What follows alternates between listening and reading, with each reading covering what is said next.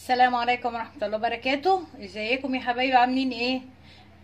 معاكم من مطبخ انا وبناتي. النهارده هنعمل لكم قراقيش بمكونات سهلة وبسيطة. معايا كيلو دقيق، معايا بتاع 4 معالق سمسم، شمر وينسون مطحونين، ريحة كحك، معلقة ريحة كحك كبيرة، 3 معالق سكر، ذرة ملح، وده سكر للخميرة، ومعايا طبعا معلقتين خميرة كبار اهم هعملهم في الاول، وكوبايتين سمنة انا مسيحاهم بس مش مسخناهم، يعني مسيحاهم بس مفككاهم. هحط السكر اهو، ومية دي مية دافية.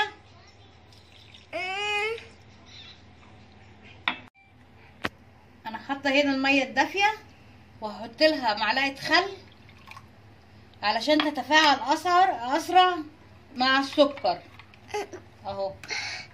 هسيبها بقى دلوقتي، هركنها تتفاعل مع نفسها. هحط بقى المكونات الجافة دي كلها على بعض: الشمر والسمسم وريحة الكحك وذرة الملح و3 معالق سكر. هقلبهم في قلب بعضيهم اهو، هدخلهم في بعض.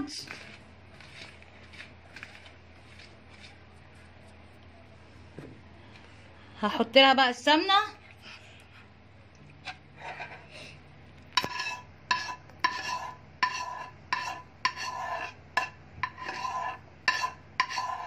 وهحط كيس باودر معاهم، معلش عشان انا نسيته في الاول ما قلتهوش اهو. دلوقتي المكونات هدخلها في بعضيها وهبسها بقى مع بعض. هنبس كأننا بنبس كحك اهو.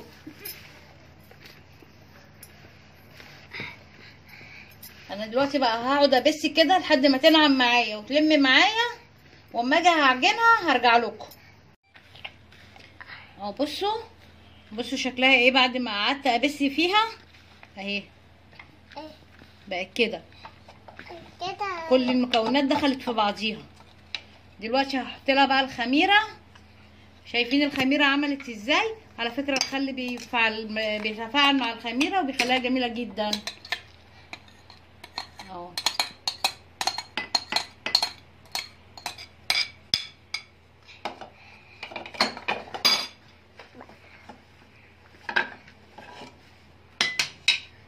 كوبايه لبن دافيه اهي، هعجن بيها وهلم بيها عجينتي، ولو احتجت بقى ايه حاجه هحط ميه دافيه تاني اهي.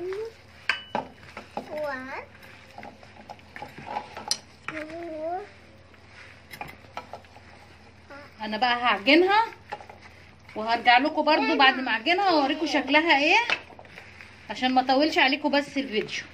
فين انا كده هحط لها بقى شويه ميه تاني، عشان كده هي ناشفه معايا اهي ولسه ما لمتش معايا.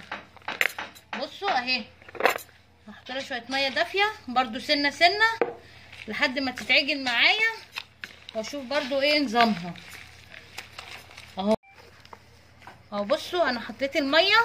طبعا كل دقيق وليه احتياجاته، اهم حاجه الدقيق ما يكونش ليه عرق اهو. انا بزود الميه حبه حبه، وبحب اوريكم الخطوات عشان ايه ما بعملش حاجه من وراكم، عشان اللي ما بيعرفش يعمل بقى يتعلم، واحنا كلنا بنتعلم من بعضينا اهو.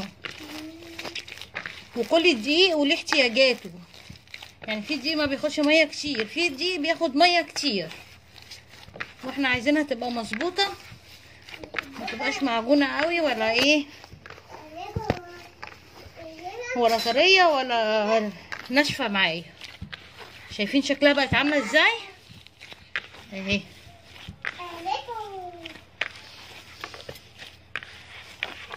والمكونات هنزلها لكم في صندوق الوصف.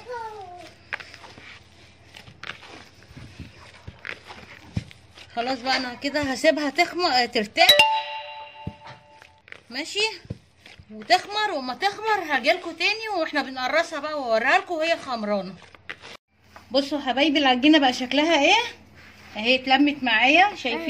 شايفين طريه ازاي ومش مفتفته ومش مفرفته اهي. لمتها، وعلى فكره ما خدتش كوبايه الميه كلها، لان كل دقيق وحسب احتياجاته في الميه. اهم حاجه تلموا معاكوا كده بالطريقه دي، والميه تكون دافيه واللبن اللي نحطه يكون دافي اهي. انا هسيبها بقى تخمر وهغطيها وهسيبها تخمر، واما اجي ان شاء الله اعرس معاكم واوريكم اهو يا حبايبي. بصوا بعد ما خمرت شكلها بقى عامل ازاي اهي، جميله جدا اهي. انا دلوقتي هاخدها بقى معاكم اهو، شايفين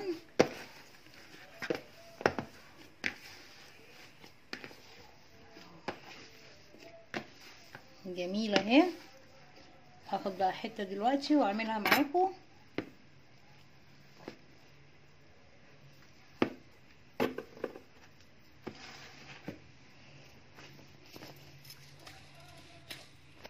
طبعا الرخامه بتاعتي نضيفه ومصبيناها.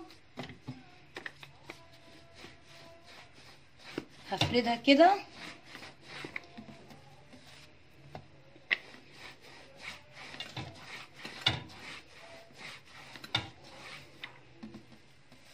مش هرققها قوي لان دي قراقيش.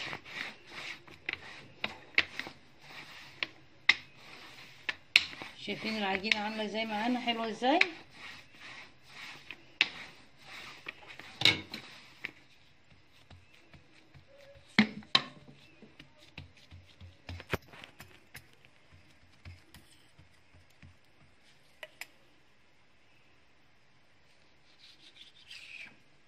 نظبط كده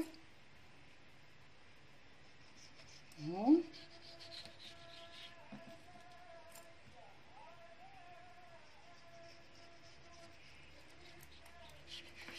نقطع كده قد بعضيه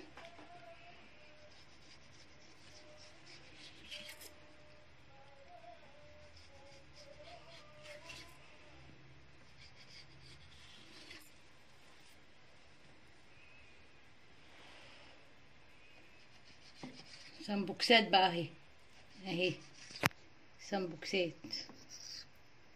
اهي.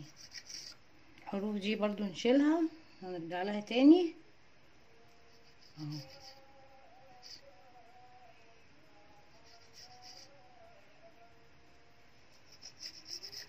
شايفين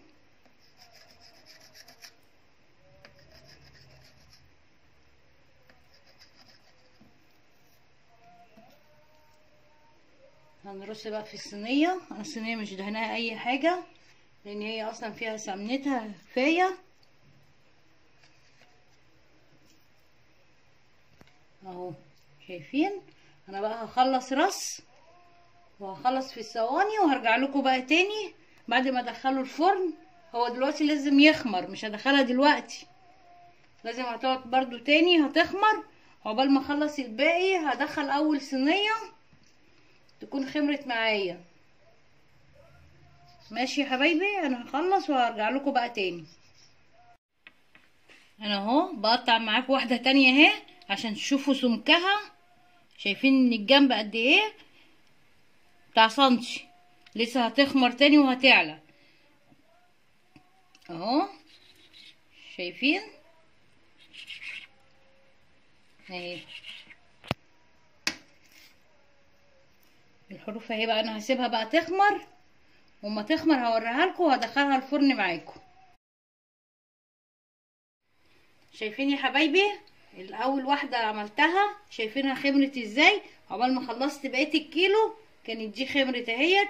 انا دلوقتي مولعه على الفرن على 180 وهحطها، والبقيه الصواني هحطها على البوتاجاز عقبال ما دي تستوي يكونوا خمروا، وهدخلهم واوريهم لكم ان شاء الله بعد ما يخرجوا من الفرن. بصوا يا حبايبي بعد ما طلعته من الفرن شكله ايه. شايفين سواه، بصوا شايفين اهو في منتهى الجمال اهو، ومقرمش اهو يا حبايبي. بصوا شايفين في منتهى الجمال اهو. وطعمه جميل جدا، وياريت تجربوه بالطريقه دي. وما تنسونيش بقى في اللايك والشير ودعم القناه عشان يوصلكم مننا كل جديد. والسلام عليكم ورحمه الله وبركاته.